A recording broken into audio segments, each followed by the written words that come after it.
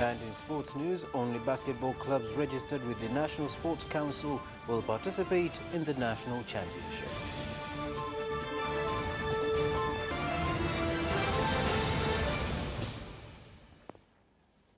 A very good evening to you, ladies and gentlemen. This is Capital News at 9:30.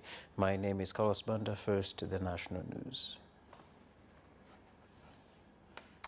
More than 300 residents from Isagala village in Kishapu district, Shinyanga region have been made homeless by floods that have engulfed their homes and destroyed others caused by heavy rains that fell overnight.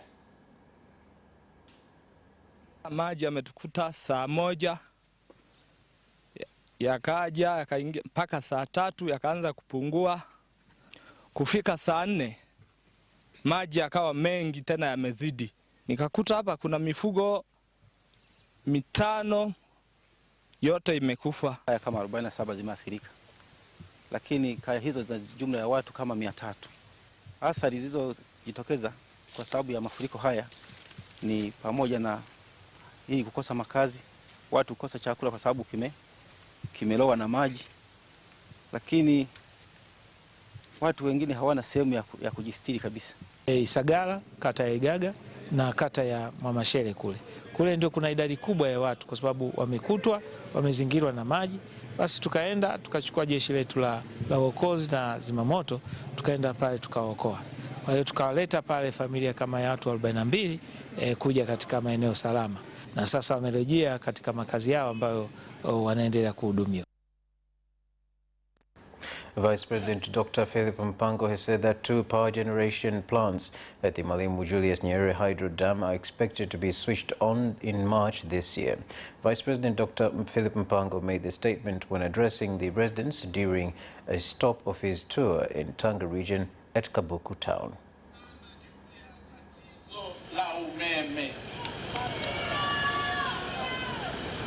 Ni kweli ninakubaliana nanyi, lipo tatizo.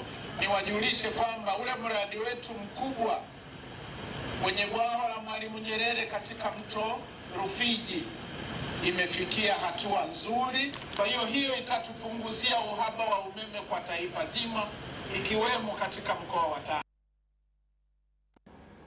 The extreme hot weather in Dar es Salaam, recorded by the Meteorological Authority to be as high as 34 degrees centigrade, has continued to affect people's health as well as daily production activities. Nimeniasiri vibaya mno kwa sababu mwili mzima nashindwa hata kulala usiku. Mwili mzima ni vipele pamoja na nangu wote na mke wote. Hatuna amani kabisa. Joto iko juu sana. Tunalala nje mzee sasa hivi. Hali ni mbaya mno, joto iko juu sana.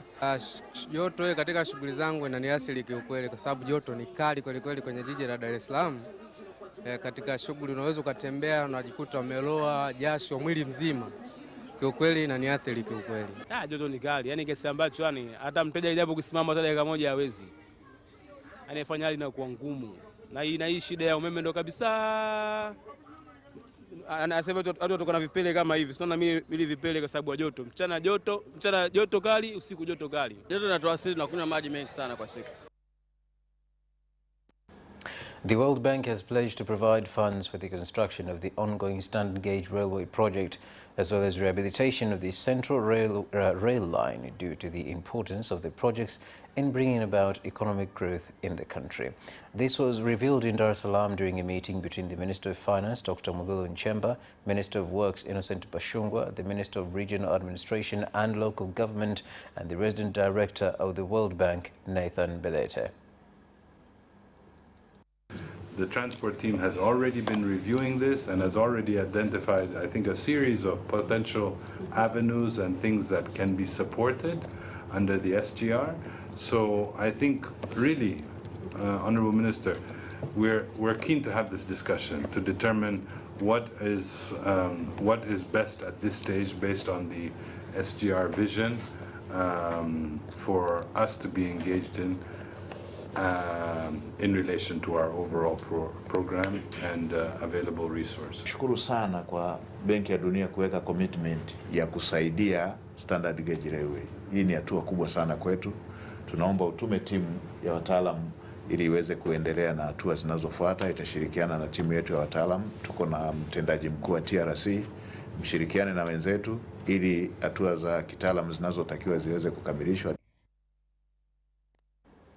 Residents from various parts of Kinondoni district in Dar es Salaam region have turned up at a land formalization exercise at Bunju Primary School conducted by the Ministry of Land, Housing and Settlement Development, as many people still own land that is not formally recognized. Ndani ya mradi huu wa uboreshaji wa usalama wa milki, mojawapo ya malengo ilikuwa ni kuongeza idadi ya wanawake ambao wanamiliki ardhi.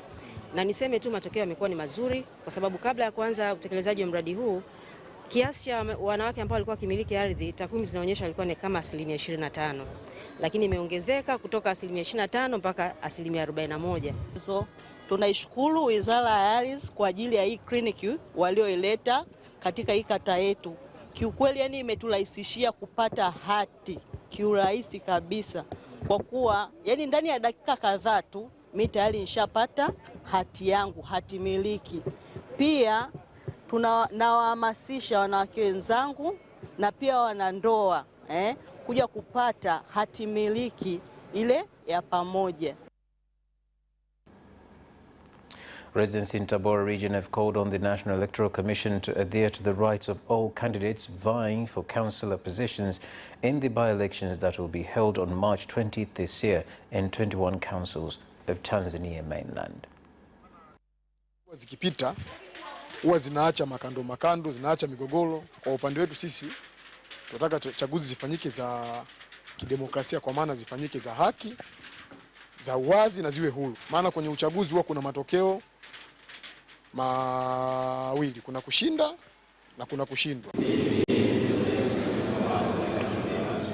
Washiriki wa mafunzo watapata wasaa wa kufanya mafunzo kwa vitendo pamoja na kutazama video clips zinazohusu upangaji sahihi wa kituo. Wanaoruhusiwa kuwepo katika chumba cha kuhesabia kura, utaratibu wa kufungua masanduku na aina za kura. And now for a special report from Germany. It's 2 years ago this week since Russia launched its full-scale invasion of Ukraine, with the anniversary coming just days after the sudden death of Russian opposition leader Alexei Navalny. European leaders are being asked questions, hard questions, about what more can they do to thwart Russian aggression and support Ukraine. For more, we are joined by DW's Arthur Sullivan in Berlin. Arthur, how have European leaders reacted to the death of Navalny? So the news of Alexei Navalny's death last Friday came as a huge shock to European leaders, even though it wasn't entirely surprising, given how things have gone for so many opponents of the Russian President Vladimir Putin over the years, and also given how Navalny himself had been treated since he returned to Russia in 2021, having been poisoned just before that. Now, European leaders made it very clear that they held the Russian state and its leader ultimately responsible for Navalny's death, and they emphasised that it showed just how undemocratic and brutal the repression of the Russian state has become under Putin, and particularly since the full-scale invasion of Ukraine 2 years ago this week. The German Chancellor Olaf Scholz, he said Navalny had paid for his courage with his life and that his death showed just how much Russia had changed. The French President Emmanuel Macron said the death showed that in Russia, free spirits were sent to the Gulag and condemned to death. Now, since then, the story has moved on, of course. Navalny's body has still not been released to his family, who say that this is because Russia is trying to delay things as long as possible in an attempt to cover up the true cause of Navalny's death. Now, Navalny's widow, Yulia Navalnaya, she met with foreign ministers from Europe earlier this week, and she made it very clear that she holds Putin responsible for her husband's death, and she urged the EU to take action. What does it mean in terms of new sanctions against Russia? Well, given that the tide of the war appears to have swung in Russia's favour recently, and also that the Russian economy, which has been hit with so many sanctions, is doing better than the West expected it to, EU leaders have been considering new sanctions options for a while anyway. But the death of Navalny has really increased the sense of urgency. So when Yulia Navalnaya, his widow, met the EU foreign ministers this week, she said that Europe should not recognise the legitimacy of the forthcoming presidential election in Russia, which is in March. Now, that wouldn't be a sanction as such, but it would be a big, big statement against Putin. Now, the ministers were meeting anyway to discuss the latest round of sanctions, and it appears that a new package will be agreed very, very soon, probably this week. Now, those new sanctions are believed to target up to 200 individuals and businesses tied to the February 2022 invasion of Ukraine. They're not specifically about Navalny, but his death means that there may be some symbolic ones attached to this package, perhaps targeting individuals connected to the prison or the prison service in Russia. Now, major new sanctions are not going to be announced anytime soon, but the US this week said that it was going to bring in some new sanctions directly tied to Navalny's death, and that obviously does increase the pressure on Europe to do something more with regard to this issue. And what about the broader question of the European financial support of Ukraine and indeed investment in its own security for the years ahead? Well, the EU a few weeks back did agree a new 50 billion euros financial package for Ukraine. And despite the fact that some countries in Europe, like Hungary, for example, which tends to be a bit closer to Russia, the EU does clearly remain committed to supporting Ukraine despite that sort of opposition. Now, in terms of investment in Europe's own security, this is a different question, really, that's not going to go away over the coming years. The recent comments from Donald Trump that he would encourage Russia to attack a NATO country if that country did not meet its spending commitments on security, those comments were greeted with horror across Europe, particularly given Trump's chances of winning the US presidential election later this year. So fears that the USA could pull back from its huge security role in Europe under a second Trump presidency are growing. Europe has ramped up its arms production in the last few years, in fact over the last decade, particularly in the last 2 years, but experts still say it's not anywhere near enough to make the continent able to fully defend itself in the absence of US security leadership. However, it is important to point out that European countries which are members of NATO are spending more and more each year on their security. So 10 years ago, just 3 NATO members met the target of spending at least 2% of their annual GDP on defence, and this year it's going to be 18 countries, so a huge increase there.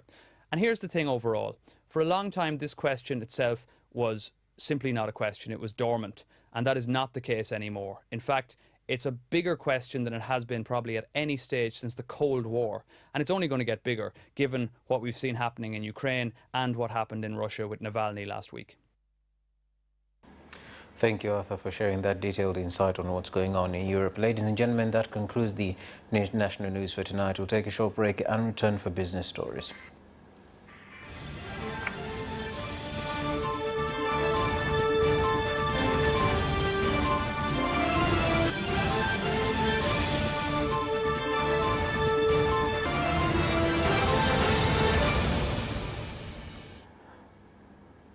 Welcome back, and now business news. The President of Zanzibar and Chairman of the Revolutionary Council, Dr. Hussein Ali Mwinyi, has stressed that the new investment law will bring about big changes in people's incomes and economic growth, as well as ensure the security of foreign investors in the country. Vivutio vingi sana ndani ya wale wanaokeza kwenye utalii na katika mambo mengine ya uwekezaji. Kwa hiyo wala wasiwe na wasiwasi. Vivutio vyetu vya utalii ni vizuri katika, tuna sheria ambayo inalinda uwekezaji, tuna sheria ambayo inatoa vivutio vya kodi vikubwa sana. Kwa hiyo hatuna wasiwasi kwamba wakipitia ile sheria wataona kwamba kwa kweli tumejitahidi sana kutunga sheria nzuri sana kuliko wenzetu katika eneo zima la Afrika Mashariki. Jana tuliripoti watalii 600,000 na lakini hatukuingiza takwimu moja muhimu sana ambayo ni watalii wale wa ndani, local tourist, ambao wanatoka Uganda, Rwanda, Burundi. Katika ukanda wetu huu nao vile wale ni watalii ambao wanakuja, lakini tulikuwa hatuwahesabu kama ni watalii. Sasa ukichukua takwimu yote kwa ujumla, wanaopita airport, wanaopita bandarini, kiuhalisia tumeshafika watalii zaidi ya 1,500,000. A delegation of big entrepreneurs from Egypt has arrived in the country to look for investment opportunities that also include industrial sector. Kutekeleza jukumu letu la promotion ya international trade, kwa hiyo ni miongoni mwa utekelezaji wa majukumu yetu ya kuunganisha. Tumeunganisha sekta ya kilimo, manufacture, uzalishaji wa viwanda mbalimbali. Tunaunganisha sekta ya madawa. Lakini sisi wenye viwanda tunataka viwanda viwe vingi huku. Tuwe na sisi tunaweza kuzalisha bidhaa ambazo tunaweza kuuza nje ya nchi, kwenye nchi zetu za jirani, nchi zinazotuzunguka hapa kwenye East Africa, kwa sababu tuna soko la Jumuiya ya Afrika Mashariki. Kigoma region has started implementing strategies aimed at making the region a hub for mineral trading, particularly gold, from the country as well as from neighboring Democratic Republic of Congo, that include putting in place the infrastructure to facilitate trade in order to prevent smuggling of minerals.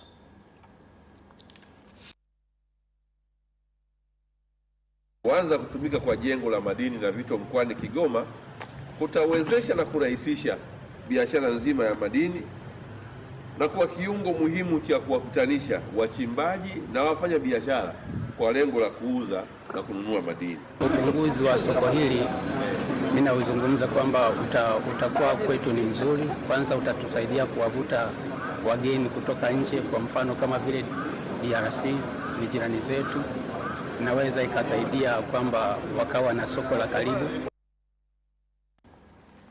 And that marks the end of the business news. We'll take a short break and return for sports.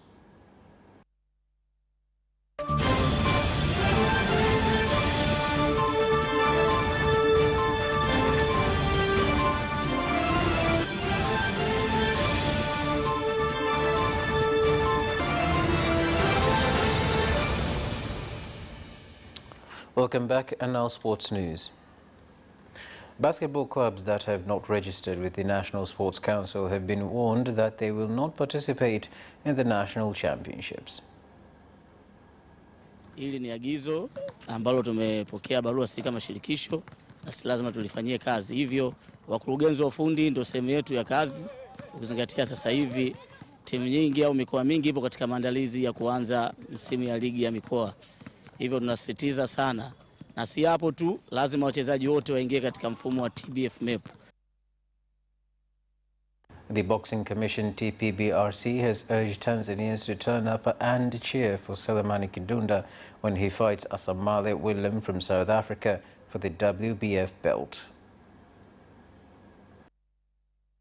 Ni waombe wa Tanzania wengi wamsapoti bondia mwenzetu, bondia Selemani Kidunda wamsapoti, manake ni kuja kuingia kwenye kukata tiketi kuingia kwenye pambano ile, kwa sababu Watanzania tukiwa wengi kwenye ukumbi manake tunamtia hamasa bondia wetu, lakini tukiwa wachache manake unakuwa hakuna hamasa. Kwa ni waombe wa Tanzania wao kwa wingi siku ya tarehe 1 mwezi wa 3 2020, na kwa mimi kwa experience yangu mimi pambano hilo litakuwa ni pambano kubwa sana ijaye kutokea Tanzania.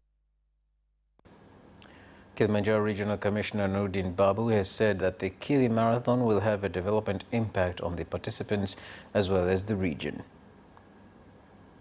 Ni fursa kubwa kwetu Kilimanjaro, kwa hiyo walitumia vizuri katika jambo hili, hasa kwenye ukanda huu wetu wa Afrika ya Mashariki na dunia.